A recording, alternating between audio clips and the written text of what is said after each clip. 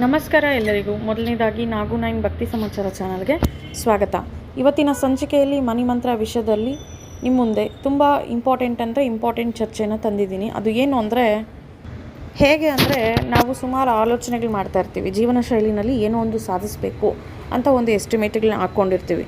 ಆದರೆ ಅದು ನಿಮಗೆ ತಡೆ ಆಗ್ತಾ ಇರುತ್ತೆ, ಅಥವಾ ಪೋಸ್ಟ್ಪೋನ್ ಆಗ್ತಾ ಇರುತ್ತೆ, ಅಥವಾ ಸ್ಕಿಪ್ ಮಾಡ್ತಾ ಇರ್ತೀರ.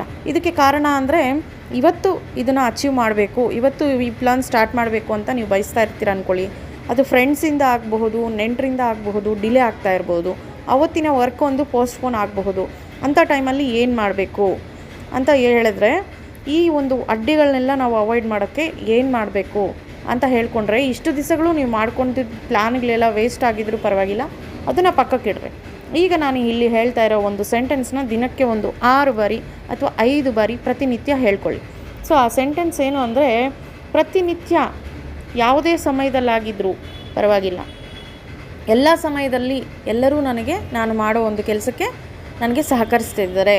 ಈ ಸೆಂಟೆನ್ಸ್ ನಾನು ಇದಕ್ಕೆ ಮೊದಲಿನ ವಿಡಿಯೋನಲ್ಲಿ ಸಹ ಹೇಳಿದ್ದೆ, ಆದರೂ ಈಗ ಹೇಳ್ತಾ ಇದ್ದೀನಿ. ನಿಮ್ಮ ಒಂದು ಅಡ್ಡಿ ಆತಂಕಗಳು ಎದುರಾಗ್ತಾ ಇದ್ದರೆ, ನೀವು ಮಾಡ್ಕೊಂಡಿರೋ ಒಂದು ಎಸ್ಟಿಮೇಟ್ ಪ್ಲಾನ್ಸ್ ಏನಿರುತ್ತೆ, ಕೆಲಸ ಪ್ರಾಜೆಕ್ಟ್ ಏನಿರುತ್ತೆ, ಅದು ಯಶಸ್ವಿಯಾಗಲು ಈ ಸೆಂಟೆನ್ಸ್ನ ಅಂದರೆ, ಎಲ್ಲ ಟೈಮಲ್ಲಿ ಎಲ್ಲರೂ ನಾನು ಮಾಡೋ ಒಂದು ಕೆಲಸಕ್ಕೆ ಸಹಕರಿಸ್ತಾರೆ ಅಂತ ಹೇಳ್ಕೊಳ್ಳಿ. ಇಲ್ಲಿ ಯೂನಿವರ್ಸ್ ಆಗುತ್ತೆ, ಟೈಮ್ ಆಗುತ್ತೆ, ಫ್ರೆಂಡ್ಸ್ ಆಗ್ತಾರೆ, ಬಂಧುಗಳಾಗೋಗ್ತಾರೆ, ನೆಂಟರಾಗೋಗ್ತಾರೆ, ಮನೆ ಮಂದಿ ಎಲ್ಲರೂ ನಿಮಗೆ ಸಪೋರ್ಟ್ ಮಾಡೋ ಅಂಥದ್ದು ಇರ್ತದೆ.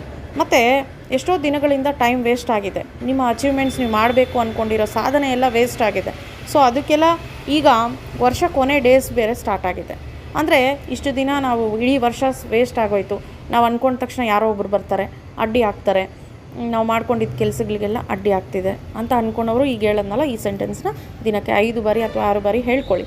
ಜೊತೆಗೆ ಈಗ ವರ್ಷದ ಕೊನೆ ಡೇಸ್ ಇರೋದರಿಂದ ಇವೇನು ನಿಮಗೆ ಇಲ್ಲಿ ಕಡಿಮೆ ಫಲ ನೀಡುತ್ತೆ ಅಂತ ಅಂದ್ಕೋಬಾರ್ದು. ಯಾಕಂದರೆ ಈ ಕಡಿಮೆ ದಿನಗಳಲ್ಲಿ ಸಹ ನಾವು ಏನು ಮಾಡಬೇಕಂದ್ರೆ, ಈಗ ಹೇಳಿರೋ ಸೆಂಟೆನ್ಸ್ನ ಪ್ರತಿನಿತ್ಯ ಹೇಳ್ಕೊಳ್ಳಿ.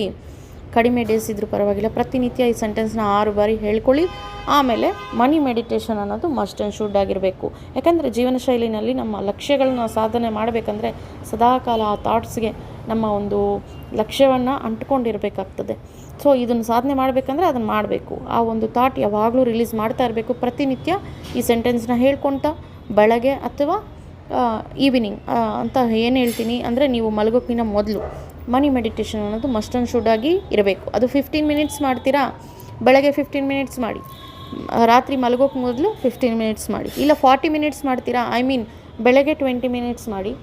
ಈವ್ನಿಂಗ್ ಅಂದರೆ ನೀವು ಬೆಡ್ಗೆ ಹೋಗೋಕ್ಕೆ ಮೊದಲು 20 ಮಿನಿಟ್ಸ್ ಏನಿದೆ, ಮನಿ ಮೆಡಿಟೇಷನ್ ಅನ್ನೋದು ಕಂಪಲ್ಸರಿ ಮಾಡಲೇಬೇಕು. ಆ ಮನಿ ಮೆಡಿಟೇಷನ್ ಅಂದರೆ ಏನು ಅಂದರೆ, ನಾವೇನು ಸಾಧಿಸ್ಬೇಕು ಅಂದ್ಕೊತೀವೋ ಆ ಥಾಟ್ಸ್ನ ಬಿಡುಗಡೆ ಮಾಡೋದು, ವಿಜುವಲೈಸೇಷನ್ ಮಾಡ್ಕೊಳ್ಳೋದು, ಪಾಸಿಟಿವ್ ಆಗಿ ಅದು ನಮ್ಮ ಕಣ್ಣು ಮುಂದೆ ಬಂದಿದೆ, ನಾವು ಅದರಲ್ಲಿ ಕೆಲಸ ಮಾಡ್ತಿದ್ದೀವಿ. ಈಗೇನೋ ಒಂದು ಪ್ರಾಜೆಕ್ಟಲ್ಲಿ ಕೆಲಸ ಮಾಡಬೇಕು ಅಂತ ಬಯಸ್ತಾ ಇರ್ತೀವಿ, ಅದು ಸಾಧನೆ ಮಾಡಬೇಕು ಅಂತ, ಅದು ನಡೀತಾ ಇದೆ, ನಾವು ಯಶಸ್ವಿಯಾಗಿ ಆ ಕೆಲಸವನ್ನು ಮಾಡ್ತಿದ್ದೀವಿ ಅಂತ ವಿಜುವಲೈಸೇಷನ್ ಮಾಡ್ಕೊಳ್ಳಿ. ಯೂನಿವರ್ಸ್ಗೆ ನಿಮ್ಮ ಸಂದೇಶ ಕ್ಲಿಯರ್ ಕಟ್ಟಾಗಿ ಮೆನ್ಷನ್ ಮಾಡಿ. ಸೊ ಅದು ಇದೇ ಯೂನಿವರ್ಸ್ಗೆ ನೀವು ಕೊಡೋ ಒಂದು ಮೆಸೇಜ್ ಆಗಿರಬೇಕು. ಪ್ರತಿನಿತ್ಯ ಅದಕ್ಕೆ ಅಂಟ್ಕೊಂಡಿರಬೇಕು. ಹಾಗಾಗಿ ಟೈಮ್ ಸೆನ್ಸ್ನ ಹೇಳ್ತಾ ಇದ್ದೀನಿ. ಬೆಳಗ್ಗೆ 15 ಮಿನಿಟ್ಸ್, ಈವ್ನಿಂಗ್ ನೈಟ್ ಮಲಗೋಕ್ಕಿಂತ ಮೊದಲು 15 ಮಿನಿಟ್ಸ್. ಒಂದು ನಿಮಗೆ ಒಳ್ಳೆ ಪ್ಲೇಸ್ ಆಗಿರಬೇಕು, ಅದು ಡಿಸ್ಟರ್ಬ್ ಮಾಡಬಾರ್ದು ಅಂಥ ಪ್ಲೇಸ್ನ ಚೂಸ್ ಮಾಡ್ಕೊಳ್ಳಿ. ಒಂದು ಮ್ಯಾಟ್ ಹಾಕ್ಕೊಳ್ಳಿ, ಬ್ಯಾಕ್ಗ್ರೌಂಡ್ ಮ್ಯೂಸಿಕ್ ಇದ್ದರೂ ಪರವಾಗಿಲ್ಲ. ಈ ಸೆಂಟೆನ್ಸ್ ಏನಿದೆ ಇದು ನಿಮ್ಮ ಬಾಯಲ್ಲಿ ಬಿಡುಗಡೆ ಆಗಬೇಕು. ಈ ಮಂತ್ರಗಳೇನಿದೆ, ಈ ಮನಿ ಮೆಡಿಟೇಷನ್ ಮಂತ್ರಗಳೇನಿದೆ ಅದು ನಿಮ್ಮ ಬಾಯಿಂದ ಬಿಡುಗಡೆ ಆಗಬೇಕು. ಹಿಂದಗಡೆ ಅಫರ್ಮೇಷನ್ ಸೆಂಟೆನ್ಸ್ ಆಗಿರ್ಬೋದು, ಮ್ಯಾನಿಫೆಸ್ಟೇಷನ್ ವರ್ಡ್ಸ್ ಆಗಿರ್ಬೋದು, ಸ್ವಿಚ್ ವರ್ಡ್ಸ್ ಆಗಿರ್ಬೋದು, ಬ್ಯಾಕ್ಗ್ರೌಂಡ್ ಮ್ಯೂಸಿಕ್ ಹಾಕ್ಕೊಳ್ಳೋ ಬದಲು ನಿಮ್ಮ ಬಾಯಿಂದ ಬರಬೇಕು.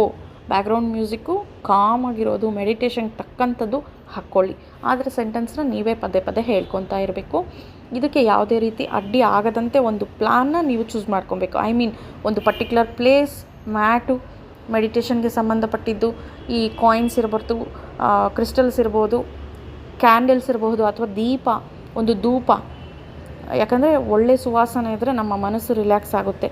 ಸೊ ನಮ್ಮ ಥಾಟ್ಸ್ನ ರಿಲೀಸ್ ಮಾಡೋಕ್ಕೆ ಪೀಸ್ಫುಲ್ ಆಗಿರೋ ವಾತಾವರಣ ಸೃಷ್ಟಿಸ್ಕೊಳ್ಳಿ. ಅಲ್ಲಿ ಕೂತ್ಕೊಂಡು ನಿಮ್ಮ ಥಾಟ್ಸ್ನ ಬಿಡುಗಡೆ ಮಾಡಿ, ನಿಮ್ಮ ಯಶಸ್ವಿ ಆಗೋದಕ್ಕೆ ಪ್ಲಾನ್ಸ್ ಏನು ಮಾಡ್ಕೊಂಡಿದ್ದೀರೋ ಅದನ್ನು ಯೂನಿವರ್ಸ್ಗೆ ಸಂದೇಶ ರೂಪದಲ್ಲಿ ಬಿಡುಗಡೆ ಮಾಡ್ತಾಯಿರಿ. ಅದೇ ಮಂತ್ರ ಅಂತ ಇಲ್ಲಿ ಹೇಳಕ್ಕೆ ಇಷ್ಟಪಡ್ತೀನಿ.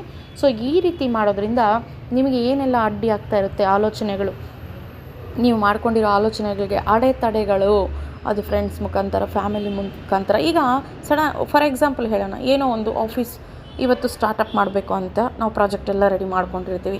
ಯಾರೋ ಸಡನ್ನಾಗಿ ನೆಂಟರು ಬಂದರು, ಅದಕ್ಕೆ ಅದು ಪೋಸ್ಟ್ಪೋನ್ ಆಗಬಹುದು ಅಥವಾ ಡಿಲೇ ಆಗಬಹುದು, ಅಥವಾ ಆ ಪ್ಲೇಸಲ್ಲಿ ಇನ್ನೊಂದು ಕೆಲಸ ನಿಮಗೆ ಹೆಚ್ಚುವರಿ ಬಂದಿರಬಹುದು, ಆ ಕೆಲಸ ಅನ್ನೋದು ಪೋಸ್ಟ್ಪೋನ್ ಆಗ್ಬೋದು. ಇಂಥ ಸಿಚುವೇಶನ್ಗಳಿಗೆಲ್ಲ ಅವಾಯ್ಡ್ ಅನ್ನೋದು ಆಗುತ್ತೆ. ಈಗ ಹೇಳಿರೋ ಈ ಸಂದೇಶ ಏನಿದೆ, ಎಲ್ಲವೂ ಹೇಳಲ್ಲ ಅಂದರೆ ಪ್ರತಿಯೊಂದು ಟೈಮಲ್ಲಿ ಎಲ್ಲ ಸಮಯದಲ್ಲಿ ಎಲ್ಲರೂ ನನಗೆ ಸಪೋರ್ಟ್ ಮಾಡ್ತಾರೆ, ಸಹಕರಿಸ್ತಾರೆ ಅಂತ ಹೇಳ್ಕೊಬೇಕು. ನಾನು ಮಾಡೋ ಒಂದು ಕೆಲಸಗಳಲ್ಲಿ ಸಾಧನೆ ಮಾಡೋದಕ್ಕೆ ಎಲ್ಲ ಟೈಮಲ್ಲಿ ಎಲ್ಲರೂ ನನಗೆ ಸಹಕರಿಸ್ತಿದ್ದಾರೆ.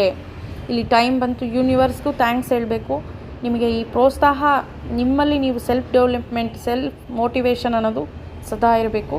ಈ ಒಂದು ಎಫರ್ಟ್ಗೆ ನಿಮಗೆ ನೀವು ಥ್ಯಾಂಕ್ಸ್ ಹೇಳ್ಕೊತ ಮಿರರ್ ಅಫರ್ಮೇಷನ್ ಮಾಡಿ, ಅಥವಾ ಯೂನಿವರ್ಸ್ಗೆ ಸಂದೇಶವನ್ನು ಬಿಡುಗಡೆ ಮಾಡ್ತಾ ಮನಿ ಮೆಡಿಟೇಷನ್ ಮಸ್ಟ್ ಆ್ಯಂಡ್ ಶುಡ್ ಆಗಿರಬೇಕು. ಪ್ರತಿದಿನ ಬೆಳಗ್ಗೆ ಅಥವಾ ಮಲಗೋಕ್ಕಿಂತ ಮೊದಲು ಯಾವಾಗಲೂ ನೀವು ಅದಕ್ಕೆ ಅಂಟ್ಕೊಂಡಿದ್ರೇ ಹಣ ಸಂಪತ್ತು ನಿಮ್ಮ ಕಣ್ಮುಂದೆ ಬರಲಿಕ್ಕೆ ಅವಕಾಶ ಇರ್ತದೆ. ನೀವು ಮಾಡ್ತಾ ಇರೋ ಆಲೋಚನೆಗಳು ಪಾಸಿಟಿವ್ ಆಗೋದಕ್ಕೆ ಈ ಸೆಂಟೆನ್ಸು ಮನಿ ಮೆಡಿಟೇಷನ್ ಏನಿದೆ ಅದು ನಿಮಗೆ ತುಂಬ ಸಪೋರ್ಟ್ ಮಾಡುತ್ತೆ. Thank you for watching.